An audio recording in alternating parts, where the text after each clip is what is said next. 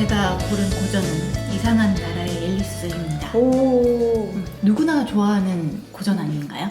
누구나 좋아하지만 제대로 읽어본 적이 없는. 아, 원작을 이렇게 완독한 적은 없나요? 네네. 제가 이상한 나라 앨리스 해야겠다 하자마자 선인장님이 딱 뭐 할지 알아만 주셨잖아요. 종종 이야기를 했었지 않습니까? 그 이상한 나라의 앨리스를 모티브로 만들어진 게임 아메리칸 맥기의 앨리스를 가져왔고요. 대체로 이상한 나라의 앨리스라고 하면 그 디즈니 이미지를 많이 생각을 하죠. 예쁜 금발머리에 그 하늘색 원피스를 입은 앨리스들을 상상하기 마련인데, 이 게임 아메리칸 맥기 앨리스는 그 세상 그로테스크한 원더랜드와 사나운 앨리스를 만날 수 있는 게임입니다.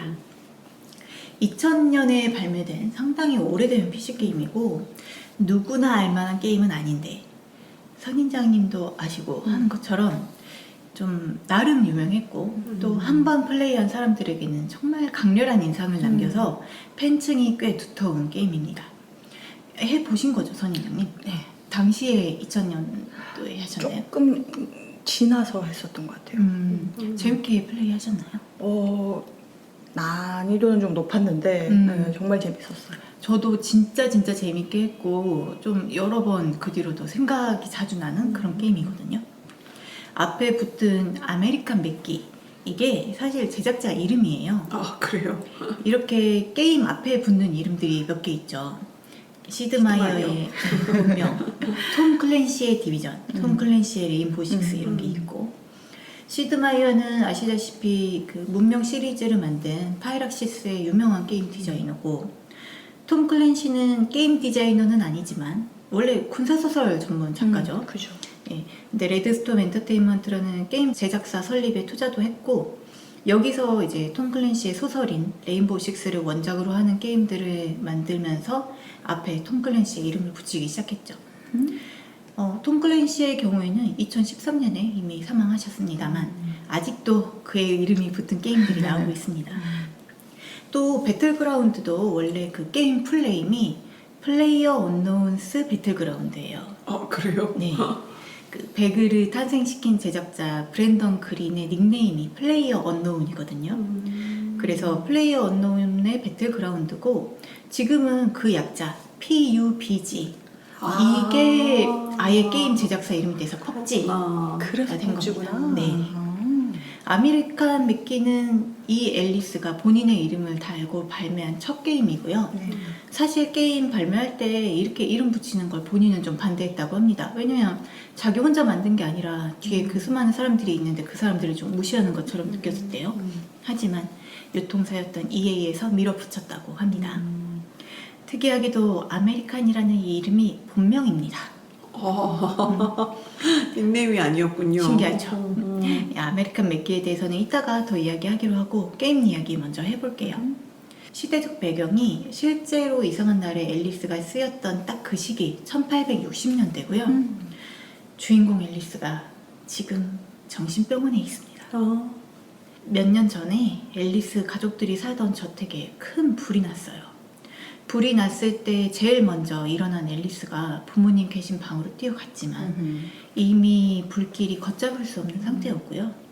그 화염에 휩싸인 방 안쪽에서 비명을 지르던 부모님이 결국 빠져나오지 못할 것 같으니까 앨리스한테 너만이라도 살아야 된다, 빨리 도망쳐라, 막 이렇게 소리를 쳐서 앨리스는 창문 밖으로 뛰어내려요. 다행히 앨리스는 목숨을 건졌지만 가족들은 모두 사망합니다. 언니나 뭐 다른 네. 형제자매도.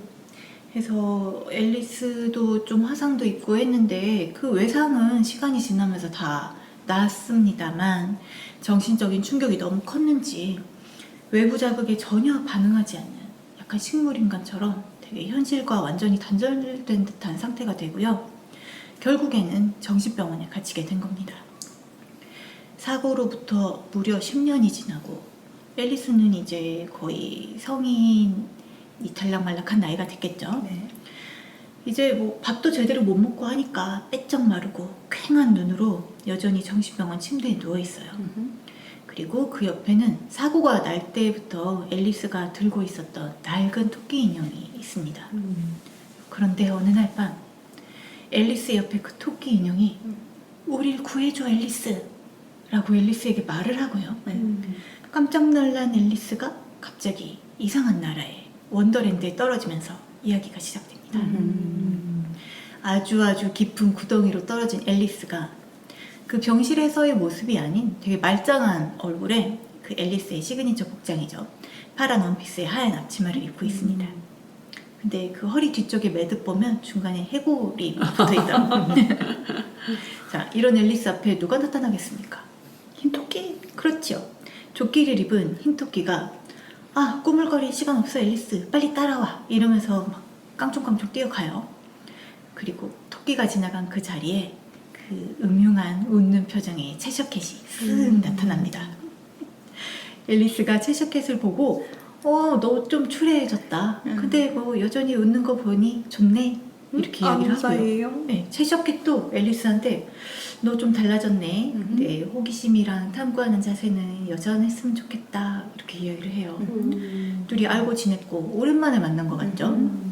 사실 인트로 영상에서 저택에 불이 나던 그 순간에 그 잠들어 있는 앨리스 옆에서 앨리스 구해야 돼. 앨리스 일어나. 막 이렇게 소리치는 목소리가 있었거든요. 사실 그때 앨리스가 원더랜드에서 티파티를 하고 있는 중이었고 그 원더랜드 친구들이 먼저 불이 난 걸 알고 앨리스를 깨운 거예요. 오랜만에 원더랜드에 온 앨리스가 주변을 둘러보는데 여기가 좀 이상해졌어요. 옛날에는 되게 그 아기자기하고 예쁜 곳이었는데 지금은 아주 어둡고 황량해요. 그리고 곳곳에서 그 난쟁이 노움들이 노예처럼 일을 하고 있습니다.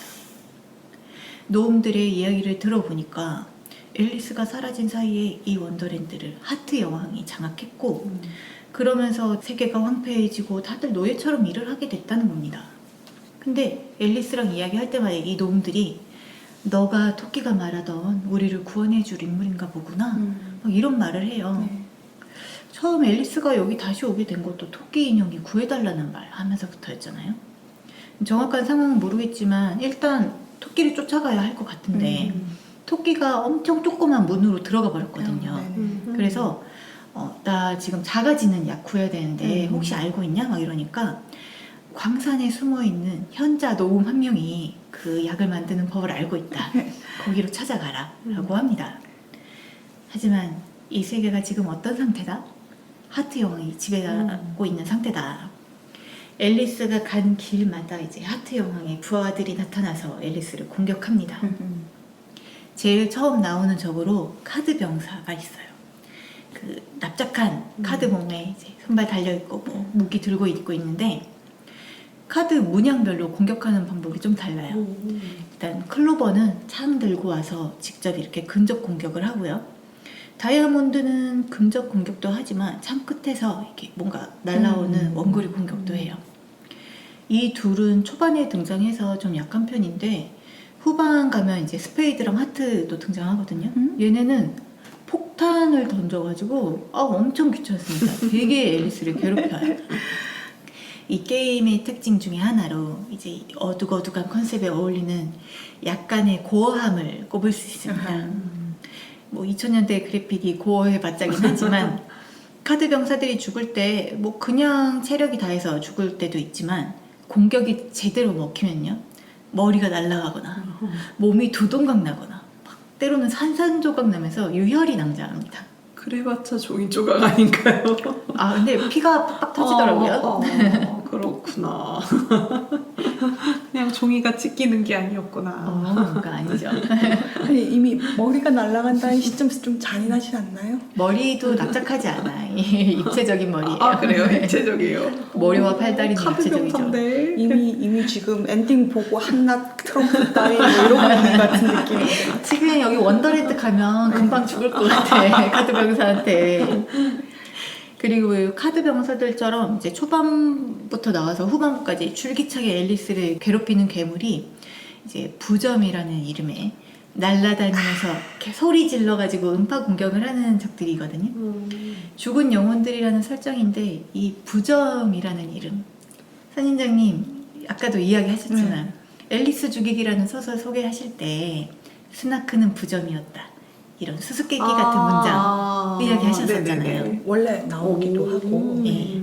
이 이상한 나라의 앨리스 작가인 루이스 캐럴이 어느 날 갑자기 너도 알다시피 스나크는 부점이었으니까 이런 문장을 떠올리고 이게 되게 마음에 들었는지 여기에 막 살을 붙여가지고 이 문장이 제일 마지막에 들어가는 장편시 스나크 사냥을 쓰거든요.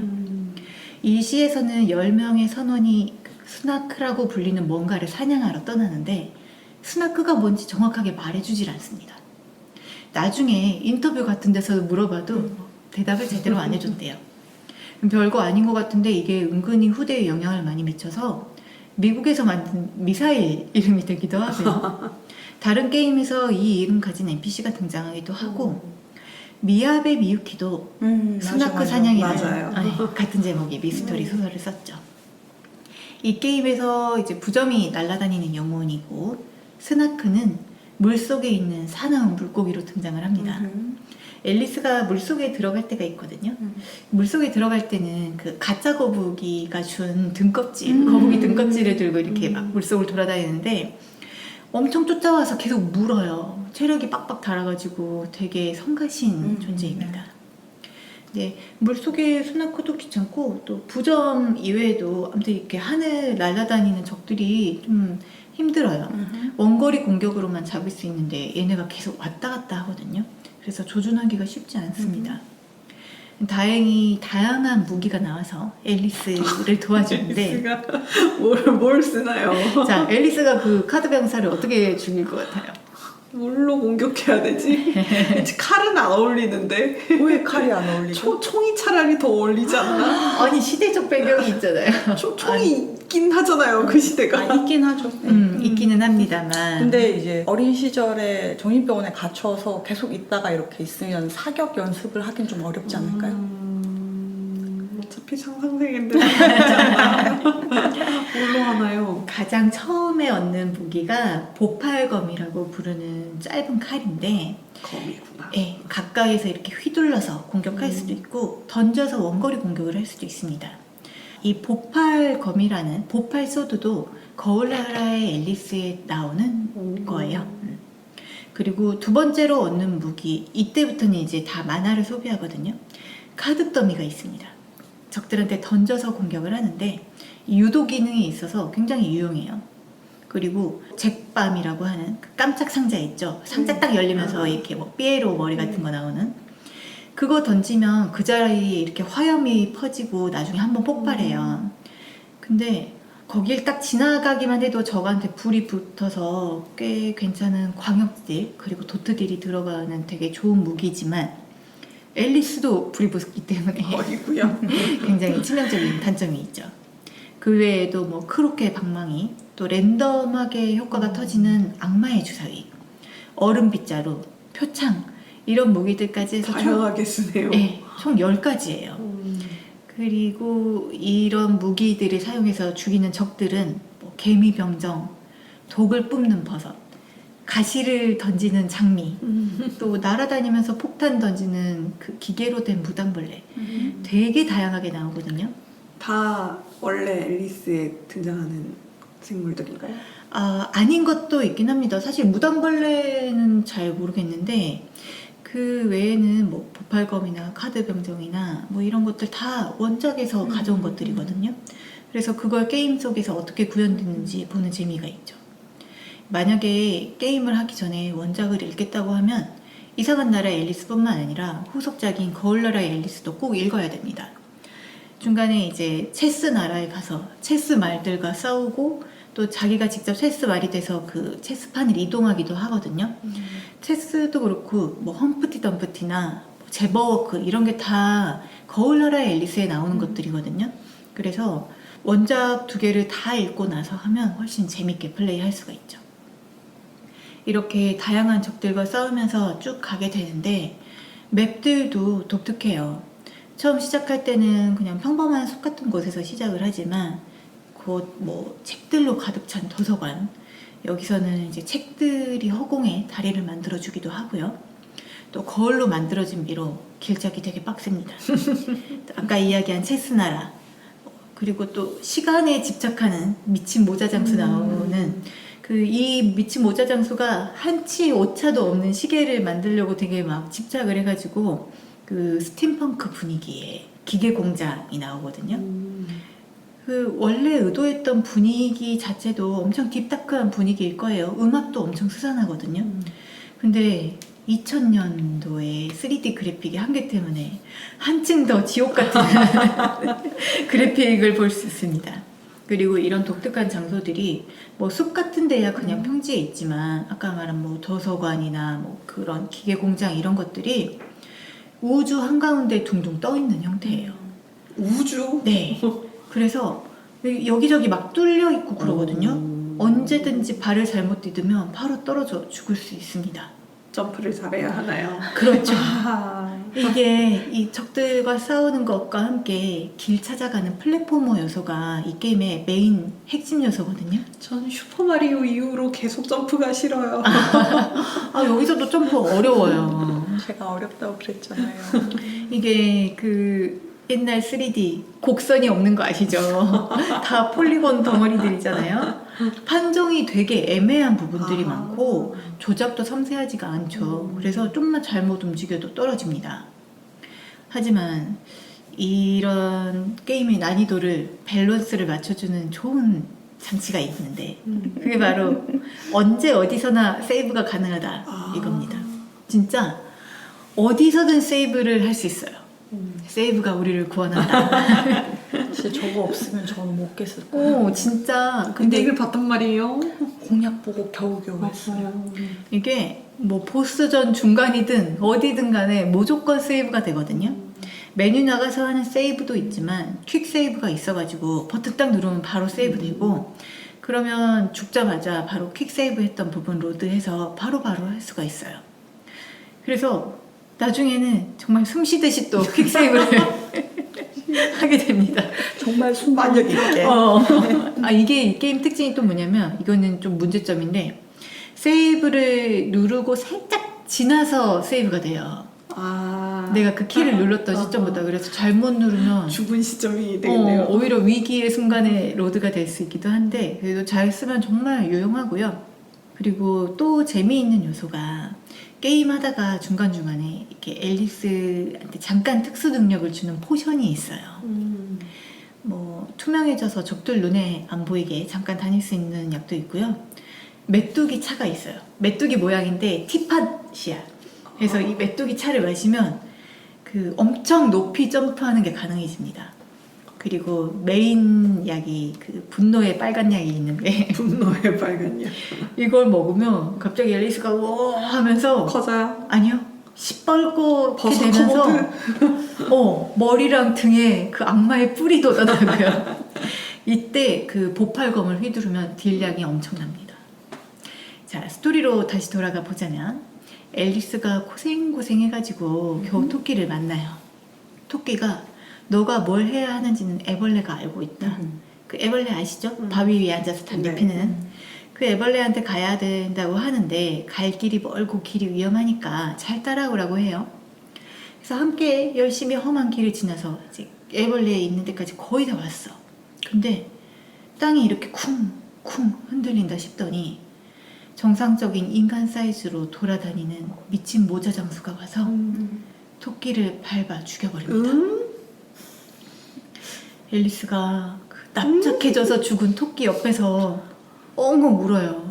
아니 왜 트럼프 병사 죽을 때는 걔는 종이니까. 이건 포유류잖아. 종이 너무 무시하는 거 아니에요? 종차별 심하네요. 그러니까 앨리스가 막 내가 사랑하는 사람은 다 갑자기 죽어버려. 난 저주받았어. 막 이러면서 우는데 채셔킷이 또 쓱 나타나서 자기 연민에 빠져 있을 시간 없다고 빨리 애벌레를 찾으라고 냉정하게 말을 합니다. 앨리스가 다시 혼자 애벌레를 찾아 나서고요. 어렵게 애벌레를 만나요. 애벌레 역시나 바위 위에 앉아서 담배 피고 있고요.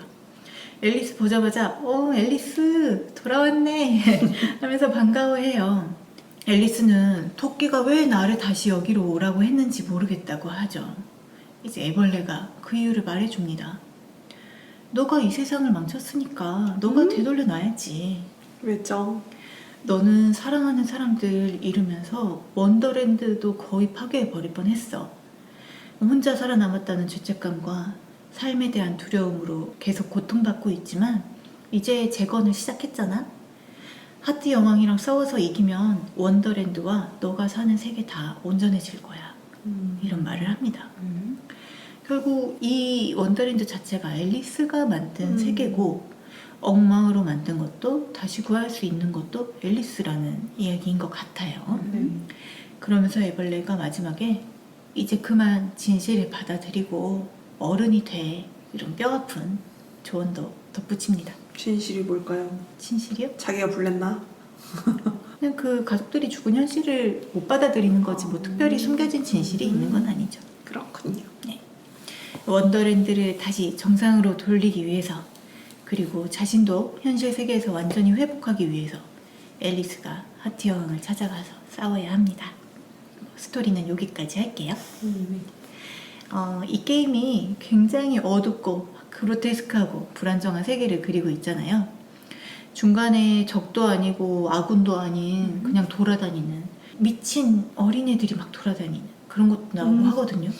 되게 이상해요. 근데 그런 세계관에는 이 제작자인 아메리칸 맥기의 평탄치 못했던 어린 시절이 많이 투영된 것 같습니다. 일단 맥기는 이 아메리칸이라는 특이한 이름을 지어준 어머니 밑에서 자랐어요. 어머니가 히피족인데 아는 지인이 자기 딸 이름을 아메리카로 지었다 라는 말을 듣고 그럼 내 아들은 아메리칸 아 진짜 그러지 말자. 그렇게 지었다고 하더라고요. 애들 이름 막 짓지 말자. 아, 저는 그 뭐지 발견자 아메리고 베스푸치 그 사람 거기서 따왔는 줄 알았는데 그런 것도 아니고 그런 심오한 의미가 있지 않아. 아, 그리고 이제 아버지 없이 어머니 밑에서만 자라다가 생물학적 아버지는 13살 생일 때 딱 한 번 만났는데 그나마도 그 아빠가 술에 취해서 맥기한테 폭력을 휘둘렀다고 해요. 근데 어린 시절부터 수학이랑 과학에 꽤 재능이 있어서 컴퓨터 특성화 학교를 다닙니다. 근데 어머니가 되게 많은 남자를 전전해서 이렇게 되게 많은 스텝파더 양아버지가 지나쳐 갔는데 그러던 어머니가 트랜스젠더 여성과 사귀게 되고요. 어머니 진짜 폭넓은 취향이시네요. 되게 열린 사람인가 봐. 근데 맥기가 16살 때 이렇게 딱 학교에서 돌아왔는데 집에 뭐 자기 책 몇 권, 옷가지 몇 개, 뭐 컴퓨터 남기고 집이 도망갔어요? 텅 비어버린 거예요. 아이고야. 이 엄마가 여자친구 성전환 수술 비용 들라고 그 수술 비용이랑 비행기 값 마련하려고 집을 팔아버린 거예요. 몇 살 때 그랬다고? 16살 때. 아, 그리고 애는 너무 버리고 어렵다. 가버린 거예요. 세상에. 진짜 너무하지 않습니까? 너무 무책임하다. 얼마나 힘들었을지 사실 상상도 안 가요. 그래서 이제 결국 학교도 그만두게 되고요. 이런저런 뭐 아르바이트 같은 거 전전하며 혼자 살아가게 됩니다. 그러다가 이제 폭스바겐 리페어 샵에서 그래도 좀 안정적으로 일자리를 구하게 되면서 아파트 같은데, 우리나라 아파트 아니죠. 미국의 그 되게 좁은 네네. 아파트 이런 데 들어가는데 거기서 이드 소프트웨어의 공동 창립자이자 게임 프로그래머인 존 카맥을 만나게 되면서 이드 소프트웨어에 취직하게 됩니다. 제가 그 게임 핵 이야기할 때 언급했던 둠 시리즈, 이게 이드 소프트웨어 작품이잖아요. 네. 둠과 퀘이크로 되게 유명한 제작사인데 여기서 맥기가 이제 둠이랑 퀘이크의 레벨 디자인과 뭐 사운드 쪽에 되게 많이 참여를 했더라고요. 그렇게 이제 이드 소프트웨어에서 일을 잘 하고 있었는데 어느 날 갑자기 해고됩니다. 왜요? 되게 뜬금없이 해고가 됐는데 좀 되게 못된 인물이 한 명이 있었다고도 하고 이제 이 사람을 중심으로 한 사내 정치에 좀 휘말린 게 있는 것 같아요. 근데 본인은 나중에 인터뷰에서 당시에 자기가 너무 어렸고 좀 철없었다, 그냥 처신을 잘 못했다 이렇게 이야기를 하고, 또 거기서 해고를 당했던 게 자기 삶에서 되게 의미 있는 전환점이 됐다 이렇게 이야기를 하더라고요. 해고당한 맥기가 되게 금방 일렉트로닉 아츠 EA에 들어가게 됩니다. 그리고 이제 거기서 본인의 이름을 건 이 게임을 만들게 되죠. 게임이 되게 호평받았죠. 되게 인기가 많았는데 좀 EA가 막 사람 또 자르고 뭐 같이 일했던 조그만 자회사 폐쇄해버리고 막 이러면서 네. 또 다시 EA를 나와서 자기 회사를 따로 차려요. 미국 쪽 회사들도 정말 사람 막 갖다 쓰는 것 같아. EA가 특히 되게 문제 많은 대기업으로 유명하죠. EA가 그 되게 괜찮은 게임 가져가서 시리즈를 말아먹은 게 한두 개가 아니거든요. 근데 유명합니다. 그래서 나중에 제가 뭐 이야기하다 보면 EA를 이렇게 까게 될 작품들이 몇 개 있어요. 자, 여기서 2000년에 아메리칸 맥기 앨리스가 나오고 무려 11년이나 지나서 2011년에 후속작 앨리스 매드니스 리턴즈 게임이 발매가 됩니다. 플랫폼은요? 다 나왔어요. 엑스박스, 오. 뭐 PC 다 나와 있고 정신병원에서 나온 이후에 앨리스가 상담 치료를 하는 사람한테 이렇게 상담 같은 걸 받는데 그 사람이 그 나쁜 기억을 좀 없애버리는 치료를 하는 사람이란 말이에요. 그러다가 이 앨리스가 다시 원더랜드로 가면서 자기의 잃어버렸던 기억들, 흩어졌던 기억들을 이렇게 모으고 다니는, 찾아다니는 그런 이야기예요. 게임 방식이 비슷하지만 10년이나 세월이 흘렀잖아요. 그래픽이나 UI가 많이 발전했고 액션도 엄청 화려해졌어요. 원에서는 앨리스가 그냥 되게 무겁게 뛰어다니거든요. 점프도 이렇게 어렵게 하고. 근데 여기서는 엄청 이렇게 흉흉 날아다녀요. 근데 대신 좀 평범해지지 않았나. 좀 그런 특유의 분위기가 좀 덜합니다. 아까 막 총을 쏘지 않겠냐 막 이런 말씀을 하셨는데 여기서는 그 공작 부인네 집 딱 갔을 때 후추를 너무 많이 써가지고 다 재채기하고 있고 그러잖아요. 후추통을 총으로 써서 이렇게 후추를 발사하는. 산탄총인가요? 예, 약간 오히려 머신건에 가까운 그렇게 총을 쏘더라고요. 그리고 이게 1편은 진짜 기승전결이 확실하고 스토리가 좀 제대로 진행이 되고 챕터마다 보스전도 제대로 들어가 있는데 2편은 좀 이상해요. 보스전이 막 있는 둥 만둥하고 게임 방식도 이게 후반으로 갈수록 너무 반복되는 느낌이 있어서 혹평이 좀 있거든요. 근데 이게 또 이 문제에 의해서 너 아직 완성되지 않은 상태인데 막 발매하라고 밀어붙여서 좀 미완성인 채로 됐다고 하더라고요. 나중에 아메리칸 맥기가 이때 진짜 엉망진창이었다고 되게 자책도 하고 그 이해를 비난하는 말도 많이 했습니다. 근데 1편만큼은 아니었지만 그래도 이 앨리스를 좋아했던 사람들한테는 2편도 뭐 그럭저럭 괜찮은 평을 받는 편이고요.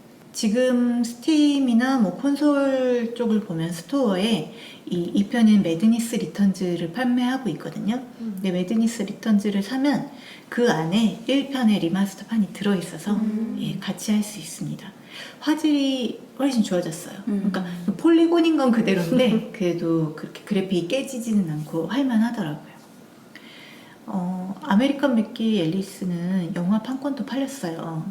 그래서 옛날에 그 공포 영화 거장인 웨스 크레이븐 감독이 자기가 뭐 제작한다 이러고도 있었는데 한다 이야기만 들리고 맞아요. 그렇죠. 네. 그러다가 결국은 다 무산되고요. 그리고 이 아메리칸 맥기 앨리스 성공했으니까 이 시리즈로 아메리칸 맥기의 오즈를 만들겠다라고 했었는데 이것도 취소되고.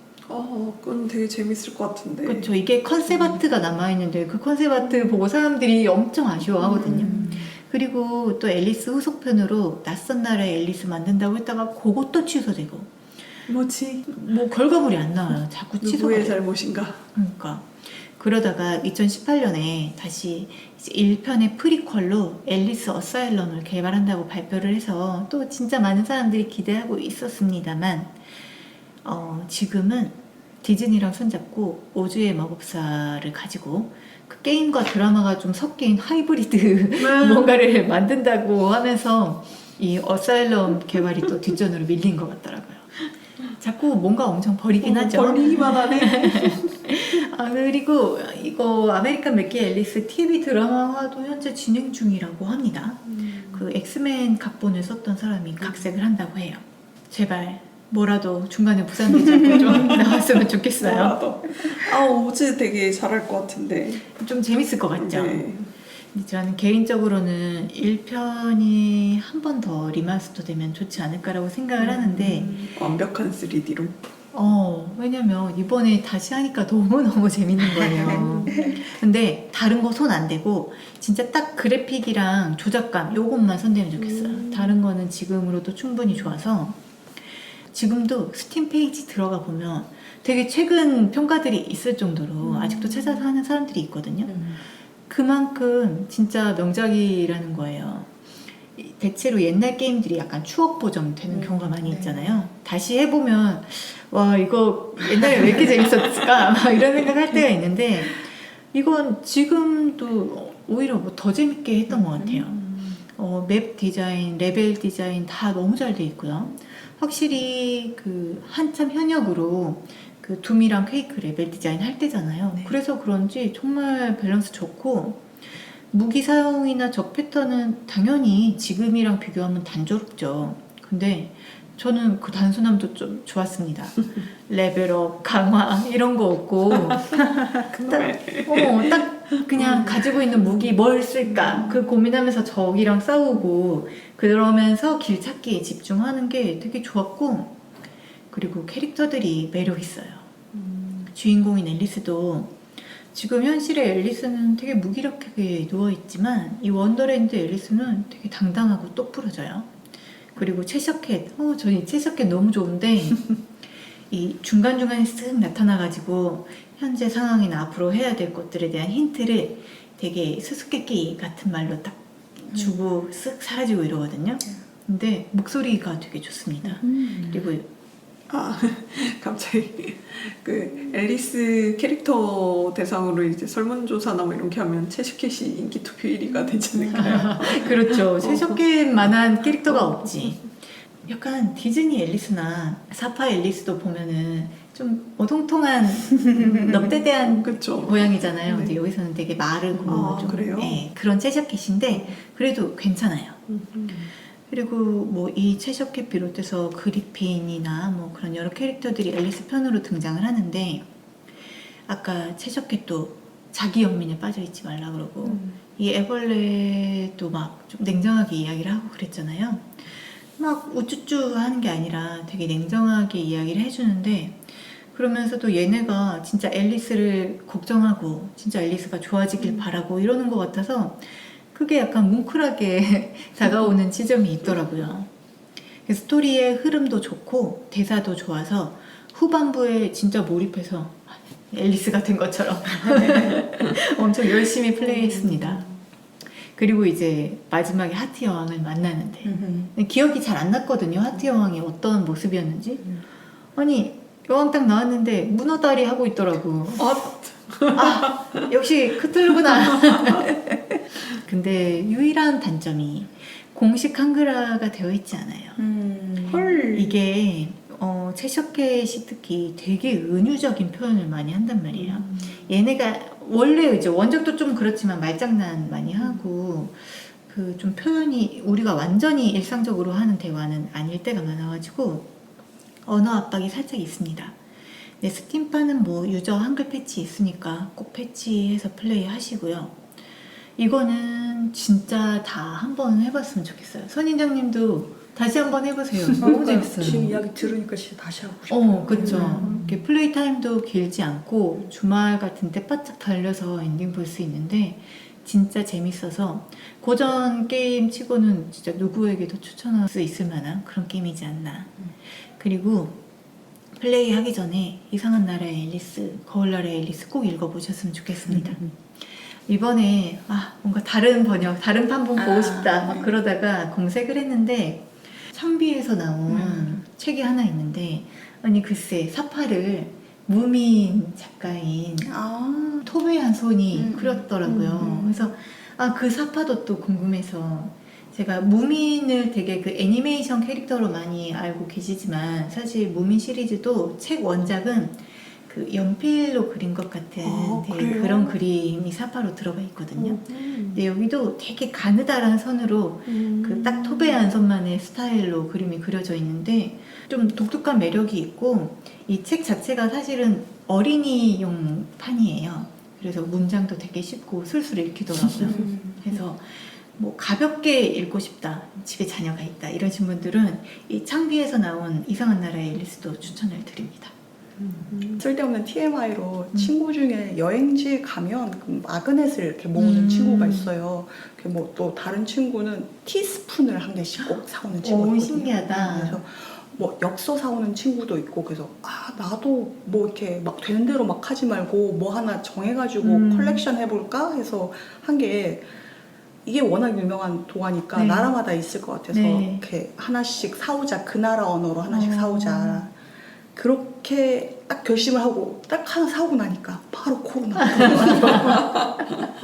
아, 그럼 그 딱 하나 샀던 게 러시아인가요? 독일인가요? 독일이었어요. 아, 독일에서 되게 상관없는 이야기지만 저는 스페인에 가서 굳이 영어로 된 오만과 편견을 사왔던 스페인어로 된 것도 아니고 기억이 있습니다. 근데 저는 서점에 가서 책을 사오는 게 약간 그런 시기였던 것 같아요. 뭔가 마그넷을 모으는 것처럼. 맞아요. 영문판 사오고 그랬었죠. 네, 맞아요. 저도 하나 샀었는데 근데 그런 책들의 문제점이 여행지에선 그나마 읽히는데 한국에 들어오면 두 번 다시 손대지 않아. 그 양치님이 영국에 가서 닥터후 맞다. 사서 봤던 기억이 나네요. 페이퍼를 사서 봤었죠. 아까 말했잖아요. 완독하지 않아도 돼요. 네. 자, 오늘 저희 고전의 역습을 가지고 이야기를 했습니다. 양치님이 오만과 편견, 선인장님은 웹툰 들고 오셨고 저는 이상한 나라의 앨리스 이야기했습니다. 이상한 나라의 앨리스는 사실 이거 자체만으로 할 이야기 진짜 그렇죠. 많은데 네, 그러면 또 막 2-3시간 녹음해도 될 것 같아서 저는 게임 위주로만 이야기했고 이상한 나라의 앨리스 나중에 따로 단독 주제 잡아도 될 것 같아요. 오늘 모두 고생하셨고요. 저희 53화에서 또 재미있는 주제 가지고 찾아오겠습니다. 들어주셔서 감사합니다. 감사합니다.